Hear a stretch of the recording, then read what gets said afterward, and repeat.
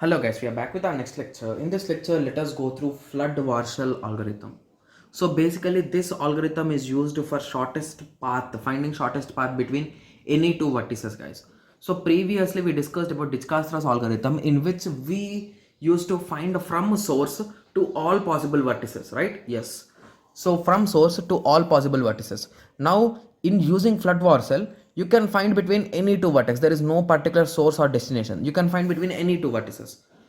The only thing is that here there will be a bit more calculations than previous, and here you will be showing the end result in the form of a matrix in which each and every vertex pair is represented. Okay, so the main advantage of Flood-Warshall algorithm is that you can use it for negative weights also, whereas in Dijkstra it is not allowed for negative weights. Even if you directly try also, you will be ending up with a wrong result at the end. Okay, yes. So I hope everyone got some basic idea about Flood-Warshall.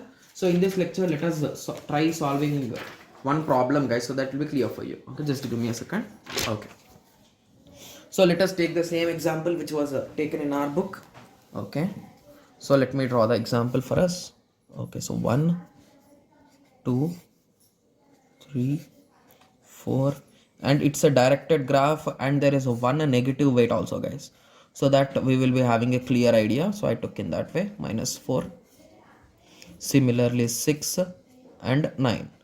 Okay, so now let us continue. So the first thing that you will be doing is you will be converting the graph into a matrix guys. So you'll be converting this graph into a matrix representation. So we discussed about this, but I'll be just re-explaining you again. So basically in the graph there are no loops, right? And the first thing that you should check is the loops.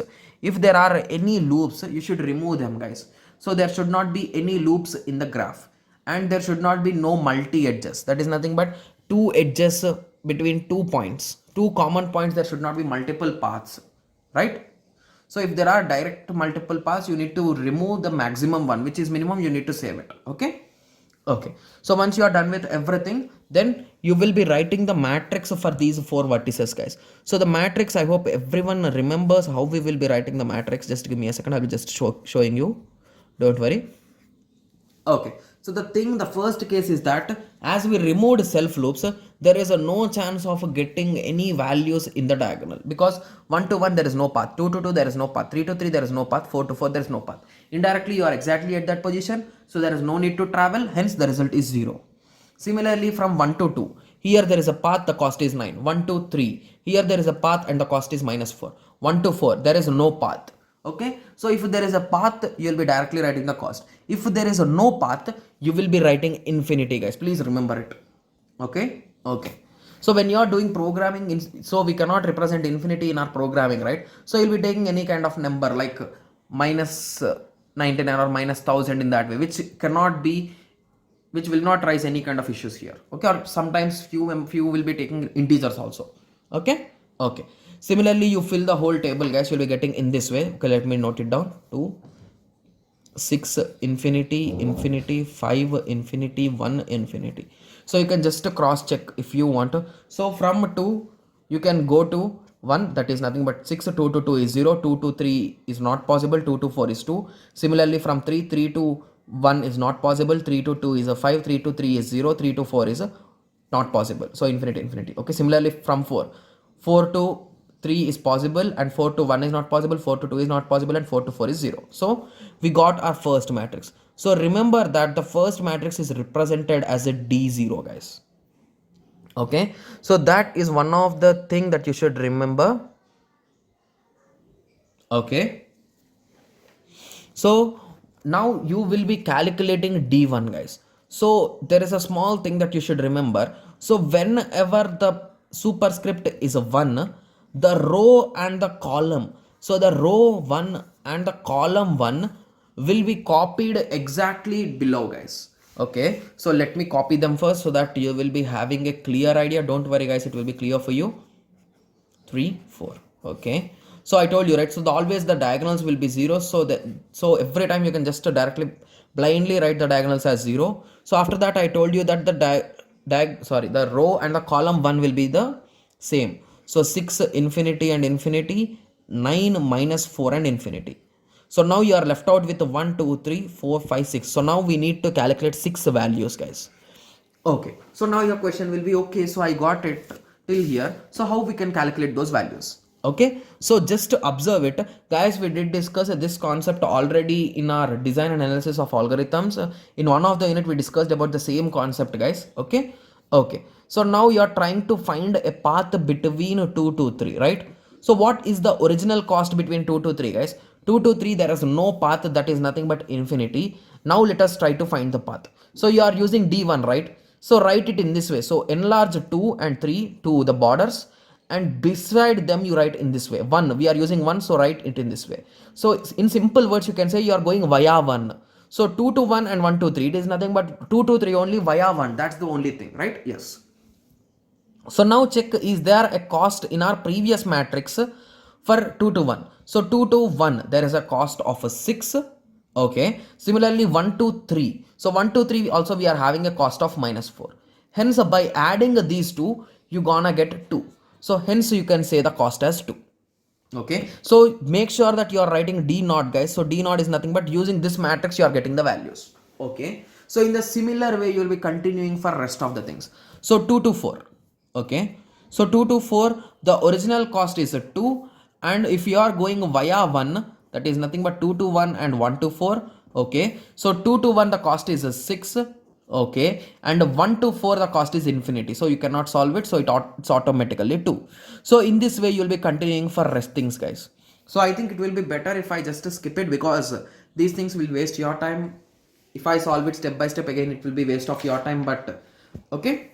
Okay. So now assume that I have just solved it. So let me note down the answer, guys, because I have already solved it in our book. So it's clear. 0, 1 and infinity. Okay. Yes. Okay. So now we are done with the D1. So now using D1, you will be calculating D2. So the only condition that I told you was writing the rows of the particular thing. So here you are doing 2, right? So write the second row and the second column values directly. There is nothing to think about that. And the diagonal will always be zeros. And now write down the second row. That is nothing but 9. Sorry, second column it is, right? Yes. Similarly, 6, 2, 2. So again, calculate the 6 values which you should calculate using the same formula. So for now, I'll be calculating one thing, guys, so that will be clear for you. So try calculating for 1 to 3. So we are going via 2. So 1, 2 and 3, sorry, 2, 3. So 1, 2, the cost is 1, sorry, you need to use this, right? So 1, 2, the cost is 9. Okay. And the cost between 2, 3 is nothing but 2. So here we got the answer as 11. And in the previous table, we are having -4. Hence, -4 is the minimum. So you'll be taking -4. So in the similar way, you'll be filling, and the answers will be in this way, guys. 7, 1, 11, 8. Okay. So again, by using this, you will be calculating for D3. Okay. So D3 means third row and third column will be the same. 1, 2, 3, 4. 1, 2, 3, 4. Okay. Okay. So I'll be showing in the book, guys, because it will be clear for you. Okay. So you will be doing the same process and you will be calculating for D3. So at the end, you will be ending up with this result. So in D3, you will be using the third rows, right? So the third row and the third column are the same, guys, which are available directly from D2, and you will be calculating the rest. So for example, let us calculate for 1, 2. So 1, 2 calculation will be from 1 to 3 plus 3 to 2. So if you recall, the cost of 1 to 2 in the previous table, 1 to 2 is nothing but a 9. Okay. So the original value is a 9. From 1 to 3. So 1 to 3, the value is -4. Okay. And 3 to 2. 3 to 2, the value is a 5. Okay. Hence the result will be 1, right? Positive 1. So we got positive 1. So in that way, you'll be solving. So similarly, D4. So D4 will be collecting the fourth row and the fourth column, right? So you wrote the same things here, and the diagonal will be 0, and you'll be calculating. Let us assume for 1, 2 only. So 1, 2, the original cost from the previous table, previous matrix is 1, and at 4 means you'll be calculating in this way, right? Okay. So we calculated it. So we'll be getting, I think, so 1 to 4, right? So 1 to 4 is a 3, and 4 to 2. 4 to 2 is nothing but 6. So we got 9, and 1 is minimum. So we used 1. So at the end, there should not be any infinity, guys. That's the one thing that you should remember. And you will be continuing until d power n, where n is the number of vertices. That's it. Okay, so by observing this matrix, now you can, if you ask your friend to ask any kind of question between any two vertices. So if he asks from 3 to 3, you'll be saying 0, 3 to 2, you'll be saying 5, 3 to 1, you'll be saying 11, 3 to 4, you'll be saying 7. So in that way you can solve it, right? So I hope everyone got a clear idea about Flood-Warshall algorithm. So in the next lecture we'll be starting the next unit, guys, because the trees concept, I hope everyone watched the DM lectures first, and after that you are here. I think you are watching the complete playlist. Okay, so even if you are not watching the complete playlist, please go back to the playlist of discrete mathematics unit 5, and in that you need to watch the trees, and make sure that you watch the initial graph concepts also, guys, because those concepts are only that we are discussing in this whole subject. The whole subject is a sub part that is a subset of this whole subject, guys. Okay, yes. So I hope everyone got a clear idea. And about important questions, guys, the syllabus is really low and there are only few things that you should read and understand.